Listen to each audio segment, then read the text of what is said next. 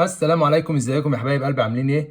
اهلا بيكم يا باشمهندسين في الجزء الثاني من الدرس الثاني اللي هو العمليات على الفترات. طيب ما تنسوش قبل ما نبدا تشتركوا في القناه وتعملوا اللايك الجميل بتاعكم، عشان اللايك بتاعكم بيفرق جدا في ان الفيديو يوصل لعدد كبير من الناس وعدد كبير من الطلاب، وان الكل يستفاد ان شاء الله. ماشي ماشي. شايفك اللي لسه ايه ما عملتش اللايك، يلا بينا اعمل اللايك ويلا بينا نبدا بسم الله. طيب، العمليات على الفترات اللي هي ايه، اللي هي لما اجي اقول لك ان فتره اتحاد فتره، فتره تقاطع فتره، فتره فرق فتره، وهنعرف يعني ايه الكلام ده. يلا بينا على المسائل على طول، عشان ديت اللي ايه هفهمك من خلالها. بس لازم طبعا قبل ما تشوف الفيديو دوت تكون اتفرجت على الجزء الاول، لان هو بيشرح يعني ايه فترات وليه اصلا احنا بنستخدم الفترات. وما ينفعش طبعا تتفرج على الفيديو دوت ايه الا لما تكون ذاكرت الفيديو الاولاني. فهحط لك الفيديو الاولاني في اول الفيديو، هتلاقيه كده هو ظاهر لك فوق على الشمال. بس لو انت لسه ما اتفرجتش عليه روح اتفرج عليه. ماشي ماشي، يلا بينا نبدا. بيقول لك ايه؟ بيقول لك اذا كانت اكس بتساوي سالب 4 مغلق لغايه 4 مغلق، ماشي، وواي بتساوي سالب 2 مغلق و6 مفتوح، اوجد باستخدام خط الاعداد كل من الاتي. وقام قال لي ايه؟ قام قال لي انا عايز اكس اتحاد الواي. طيب، اكس اتحاد الواي يعني ايه؟ بص، انا عندي هنا مجموعتين، هعمل مجموعه فوق ومجموعه تحت، وبعد كده ايه يعني هعمل الاول المجموعه فوق على خط الاعداد ومجموعه تحت، وبعد كده هنحل. طيب اكس بتبدا منين؟ تبدا من سالب 4 لغايه 4. طيب خط الاعداد هنا هعمله من سالب 4 اللي هو اصغر حاجه لغايه اكبر حاجه اللي هي الستة اللي في الواي. هاجي هنا عند السالب 4، هي هنا مغلق، فهعمل الدايره بتاعتي والونها. ماشي ماشي لغايه الاربعه، ادي الاربعه اهي، برضو الاربعه مغلق يبقى هلونها. اقوم عامل كده زي ما كنت بوريتك في الفيديو الاولاني، واقوم مظلل ما بينهم كده. كده كل اللي بينهم ايه معايا. طيب، هتيجي عند الواي. بيقول لك الواي منين؟ الواي من عند سالب 2 اهي، بس سالب 2 معايا مغلق، بس لغايه الستة، بس الستة هي اللي مش معايا فهخليها مفتوح، واقوم مظلل كده ما بينهم اهو. بس ستة ايه؟ ستة مفتوح، خلي بالك. طيب، بيقول لي اكس اتحاد واي. يعني ايه اكس اتحاد واي؟ يعني انا عايز اكس وواي، عايز كله. هتلاقيني كاتب لك اهو كله بالخط الاخضر.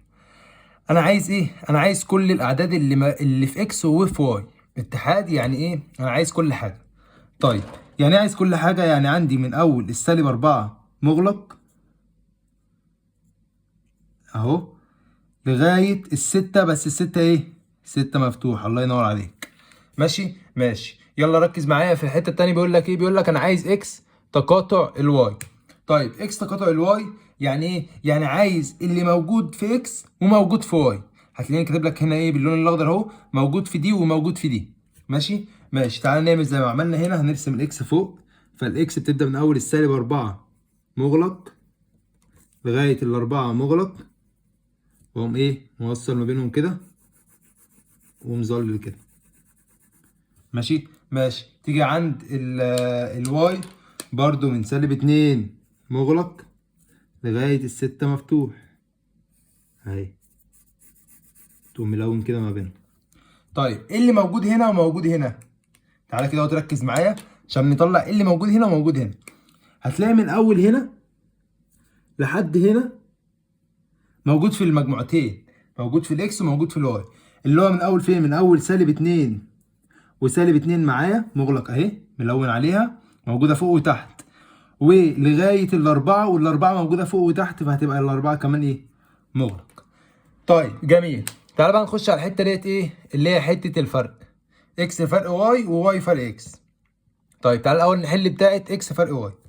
اكس فرق واي، هتلاقيني كاتب لك كده اهوت بالاسود ما بين الاثنين عشان الاثنين هيبقوا نفس الحاجه. بقول لك ايه؟ بقول لك موجود في الاول ومش موجود في الثاني. يعني ايه موجود في الاول ومش موجود في الثاني؟ يعني حاجه موجوده في اكس ومش موجوده في واي. طيب لو قال لي واي فرق اكس يبقى حاجه موجوده في واي ومش موجوده في اكس. طيب تعالى نعمل خط الاعداد اهو، من اول سالب 4 مغلق لغايه الاربعه مغلق، واقوم ملون ما بينهم كده اهو. جميل جميل. طيب الواي من اول سالب 2 مغلق لغايه الستة مفتوح اهي. حلو، حلو قوي. طيب بقول لك ايه الحاجه، انا عايز الحاجه اللي موجوده في اكس مش موجوده في واي. عايز ايه الحاجه اللي موجوده في اكس مش موجوده في واي. طيب الاكس فين؟ الاكس اهي فوق اهي. ايه الحته اللي موجوده في اكس مش موجوده في واي؟ اللي هي الحته من اول هنا، من اول -4 مغلق اهي لغايه ايه بقى؟ لغايه -2. بس -2 هنا في واي، فانا مش هينفع اخده مغلق معايا، هاخده ايه مفتوح، لان -2 هنا موجوده كمان في واي. بس انا عايز الحاجه اللي موجوده في اكس ومش موجوده في واي. فاهم قصدي؟ فاهم قصدي؟ يعني ايه؟ انا عايز الحاجات اللي موجوده في اكس بس مش موجوده في واي. فانا ايه هنا عندي من اول -4 لغايه -2. بس -2 موجوده في واي. عارف لو -2 كانت مفتوحه يعني مش موجوده في واي، فكنت هاخدها معايا ايه في ال في الاكس فرق واي تبقى مغلقه. بس هنا هتبقى ايه؟ هتبقى مفتوحه، لان هي موجوده في واي. يا رب تكونوا فهمتوا الحته ديت، ولو ما فهمتوش الحته ديت ايه، خش معانا على الواي فرق اكس هتفهمها برده هنا. طيب بقول لك واي فرق اكس، يعني عايز الحاجات اللي موجوده في واي مش موجوده في اكس. طيب تعالى نرسم برده نفس الكلام. اكس بنرسمها فوق عشان احنا اتعودنا نرسمها فوق، ولو عايزين نرسم الاكس الواي فوق عادي. تعالى نجرب ايه، نغير يعني نرسم الواي فوق عشان هي اللي جت في الاول. تعالى الواي من اول فين؟ من اول -2 مغلق لغايه الستة مفتوح اهي. دي كده الواي، ها ركزوا معايا اهي الواي اهي.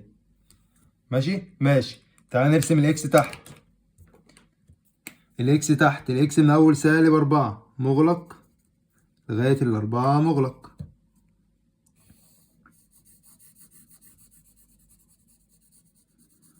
تعالى بقى ركز لي كده، بقول لك ايه، بقول لك ايه، بقول لك انا عايز واي فرق الاكس.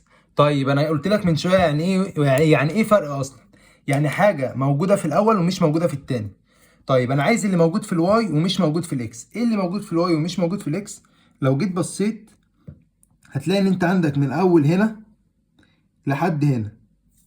ماشي ماشي. بس الستة كده كده مفتوح لان هي مش موجوده ايه اصلا في الواي، فاهو الستة مفتوح. طيب والاربعه هنا، الاربعه هنا معايا في الواي، موجوده في الواي بس موجوده كمان في الاكس، فانا كده مش هينفع اخدها، فهاخدها ايه، هاخدها 4 مفتوح. فاهم قصدي؟ اكيد فاهم قصدي. انت هنا بقى احنا عدناها مرتين. انا عايز الحاجه اللي موجوده في واي مش موجوده في اكس. مين اللي موجود في واي؟ موجود الاربعه. طيب الاربعه كمان موجوده في اكس، فمش هاخدها معايا، يبقى هاخد من بعد الاربعه، يعني هخلي الاربعه مفتوح. طيب لغايه فين؟ لغايه السته. بس السته اصلا مش موجوده في واي، السته مفتوح، فهخليها مفتوح. عارف لو السته ديت كانت مظلله كنت هخليها ايه، مقفول. طيب نخش على ايه، على السؤال الخامس. بيقول لك ايه؟ بيقول لك انا عايز اكس المكمله. طيب مين اكس المكمله ديت؟ يعني من اسمها كده الحاجه اللي بتكمل اكس. فانا هشوف اكس ديت، يعني لو عندي اكس ديت مثلا بتساوي 3، وانا بقول لك عايزك تجيب لي اكس المكمله لحد 10. فايه هتبقى ايه؟ هتبقى ال4 و5 و6 و7 و8 و9 و10 لغايه 10 بقى، فاهمني؟ ف من اسمها انا عايز ايه الحاجه اللي بتكمل اكس دي. فايه الحاجه اللي بتكمل اكس ديت؟ يعني باقي الخط الاعداد. فانا هاجي ارسم لك اهو خط الاعداد، مع اننا ممكن نجيبها من غير خط الاعداد، بس هعمل لها لك بخط الاعداد. ادي خط الاعداد، وهاجي ارسم لك الاكس من اول فين؟ الاكس من اول -4 لحد ال4. جميل جميل. ركز معايا، الخطوات مهمه جدا تبقى فاهمها. طيب من اول -4 لحد ال4 والاثنين مغلق اهو اهو. يعني كل الاحمر اللي انا لونته دوت ايه؟ ده الاكس. طيب مين المكمله؟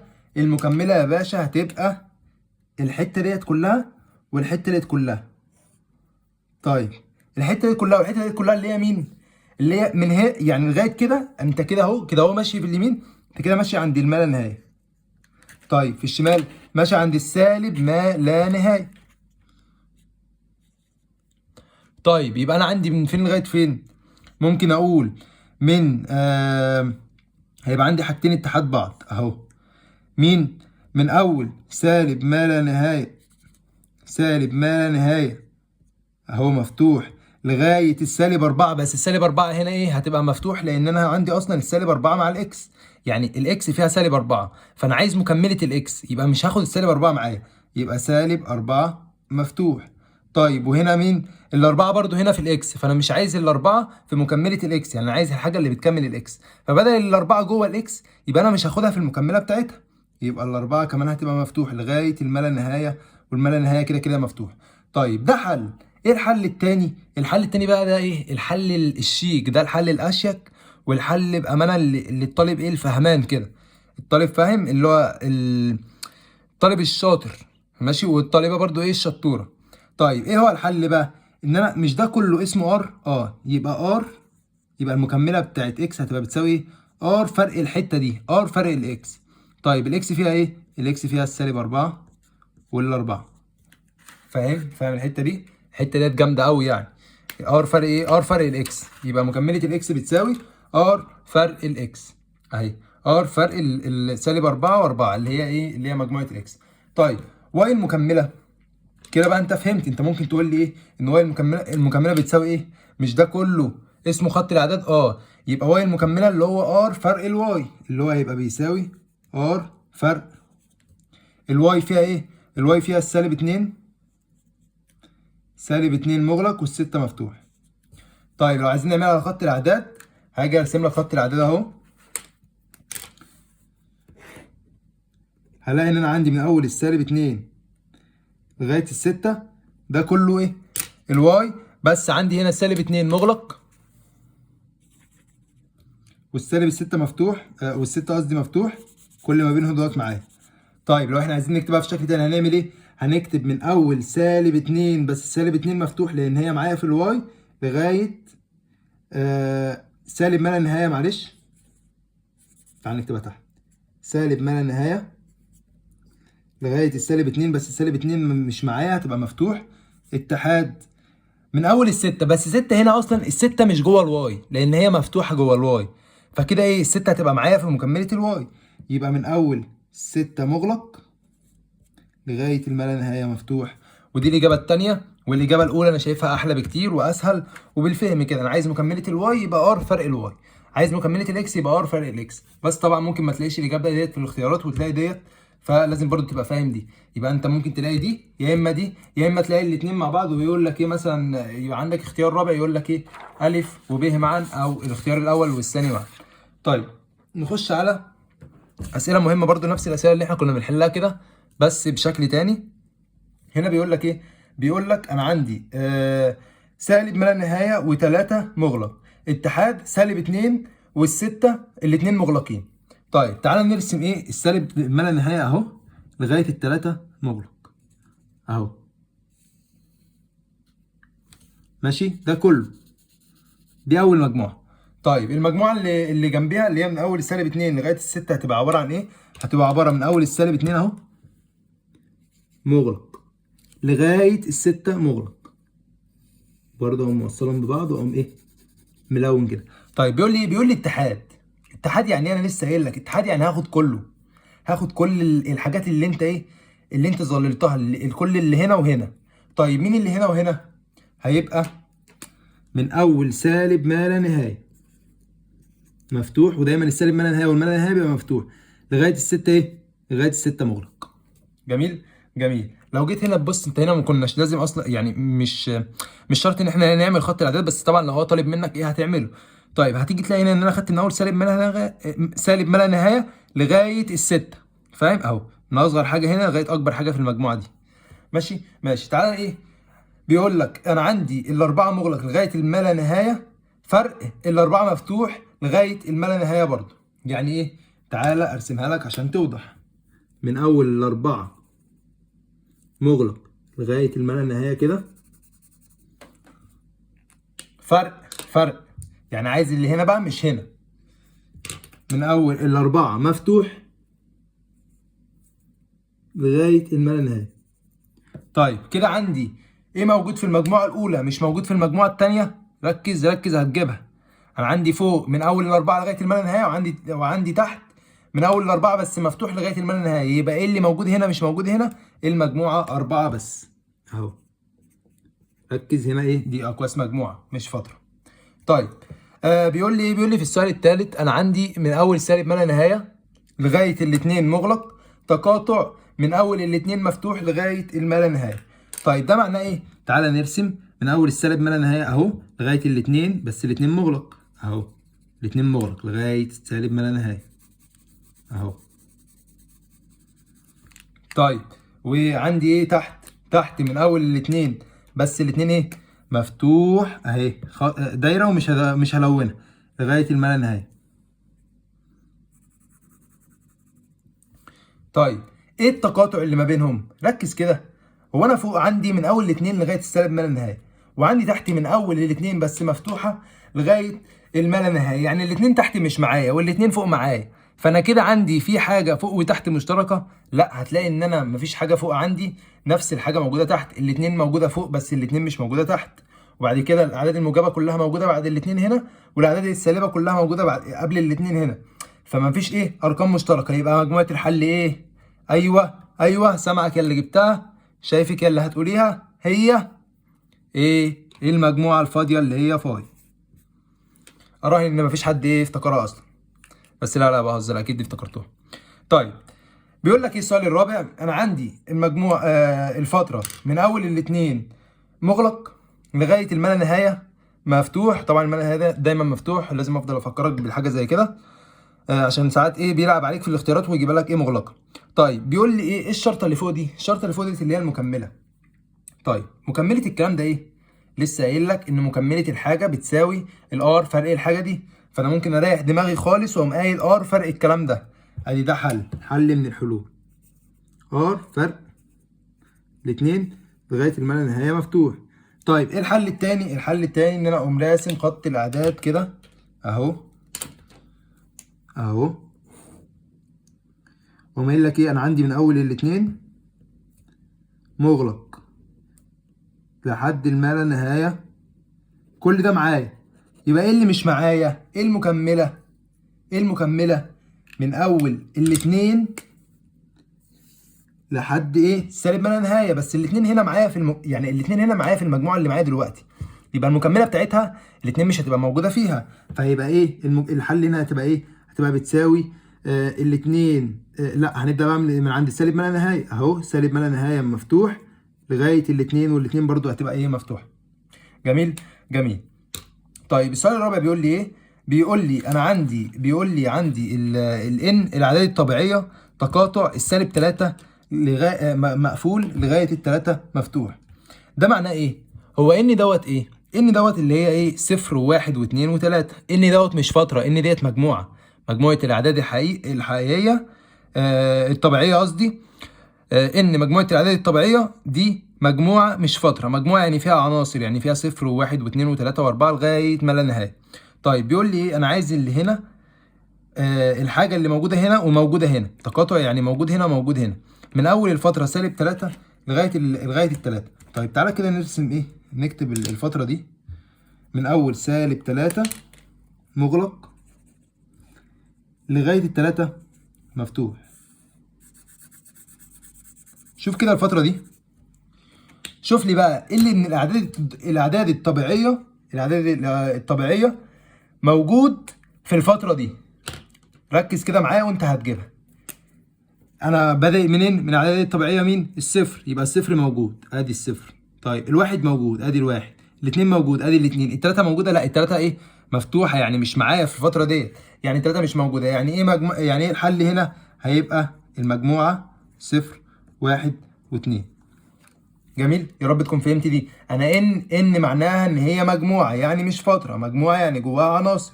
طيب بيقول لك انا عايز الحاجه المشتركه ما بين هنا وهنا، ايه اللي موجود هنا وموجود هنا؟ فرسمت الفتره لقيت ان هي موجوده من اول السالب 3 مقفول لغايه الثلاثه مفتوح، يعني 3 مش معايا. طيب ايه اللي موجود بقى في الفتره ديت من الاعداد الطبيعيه؟ هلاقي ان الصفر موجود والواحد موجود والاثنين موجود، بس الثلاثه مش معايا، يبقى الثلاثه مش موجوده. يبقى ايه المشترك ما بين الحاجتين دول؟ الصفر والواحد والاثنين. طيب بيقول لي زد ديت بقى مين؟ الاعداد الصحيحه.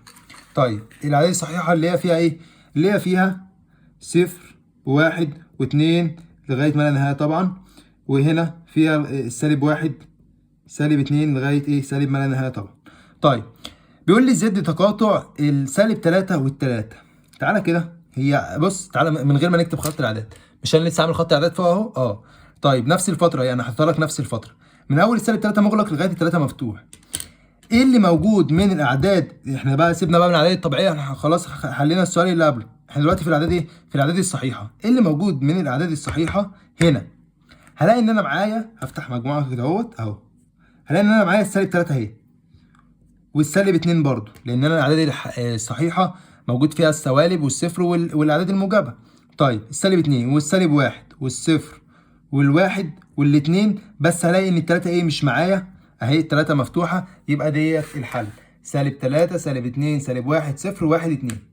جميل جميل. تعالى عند السؤال دوت بقى ايه، والسؤال دوت جميل. بيقول لك ايه؟ بيقول لك انا عندي الار الموجبه اتحاد الار السالبه.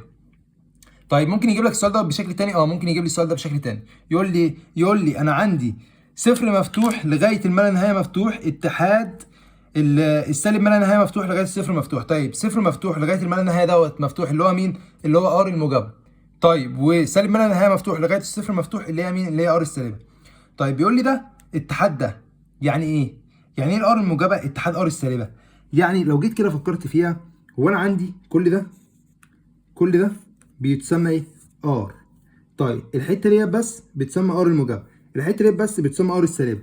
طيب وانا عندي في صفر في النص، الصفر ولا عدد موجب ولا عدد سالب، يعني الصفر مش هينتمي للار الموجب ولا هينتمي للار السالب، عشان كده هتلاقي هنا ايه؟ مفتوحه، وهنا الصفر مفتوحه. فاهم؟ يعني مش جوه، مش مع الاعداد السالبه ولا مع الاعداد الموجبه.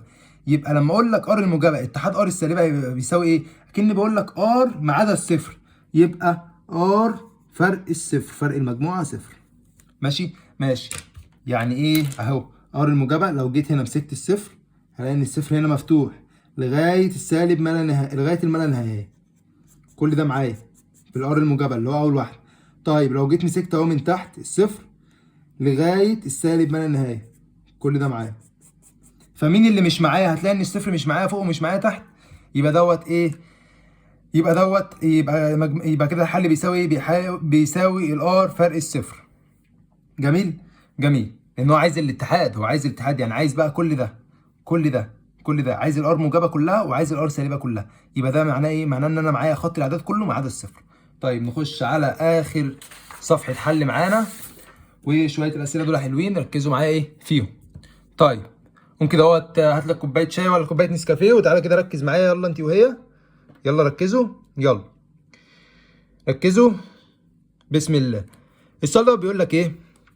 الاسئله ديت محتاجه تركيز بقى، محتاجه تركيز، يعني هي اسئله خفيفه بس محتاجه تركيز، يعني هتلاقينا بنحلها في نص سطر بس محتاجه تركيز. بيقول لك انا عندي الفتره من 5 ل 8، فرق المجموعه 5 و8. ركز كده، انا عندي هنا فتره من 5 لغايه 8، موجود الاعداد الحقيقيه كلها.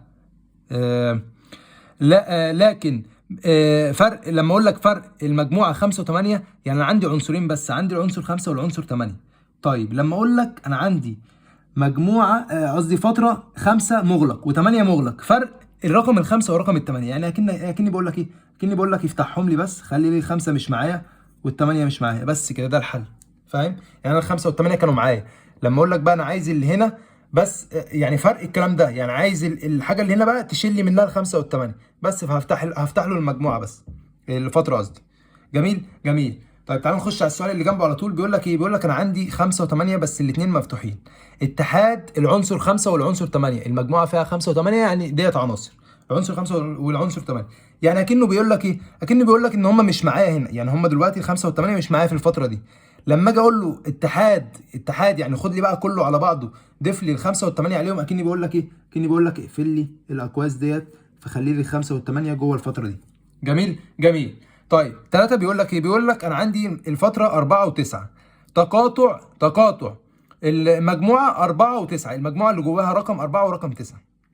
طيب لما يجي يقول لي انا عندي فتره جواها من اول 4 لغايه ال9، ماشي، والاثنين مغلقين، تقاطع ال4 وال9. طيب هي هتتقاطع معاهم في ايه؟ ايه اللي موجود هنا وموجود هنا؟ ايه المشترك كده ما بينهم؟ مش انا عندي كده معنى كلمه مغلق ايه، او معنى القوس المغلق دوت ايه؟ ان الاربعه موجوده جوه الفتره والتسعه ايه؟ موجوده جوه الفتره. طيب تقاطع مع الاربعه والتسعه، يعني هيتقاطعوا في ايه؟ هيتقاطعوا في الاربعه والتسعه، كده الاربعه والتسعه موجوده هنا وموجوده هنا.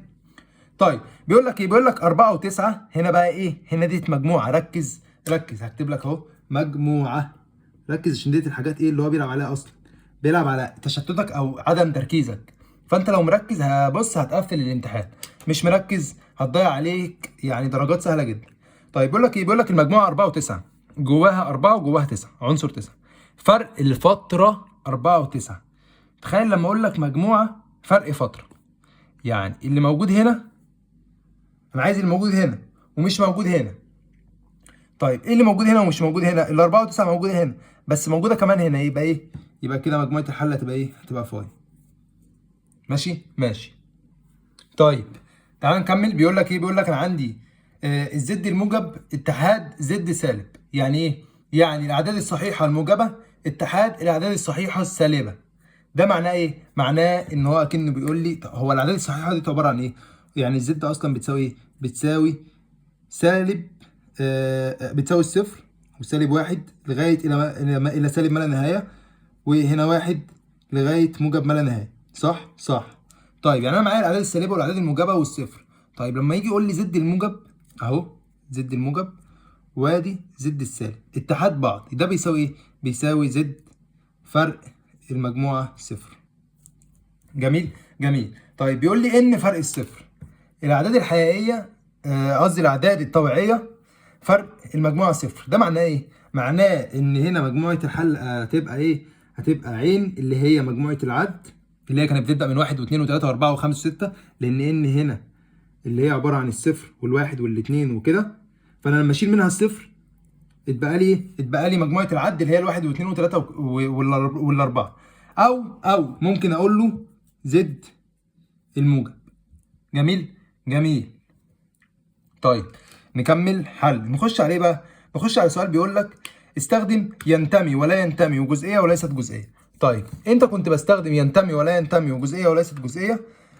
امتى قصدي كنت بستخدم ينتمي ولا ينتمي؟ لما اكون بقارن ما بين عنصر ومجموعه. طيب امتى استخدم جزئيه وليست جزئيه؟ لما اكون بقارن ما بين المجموعه ومجموعه.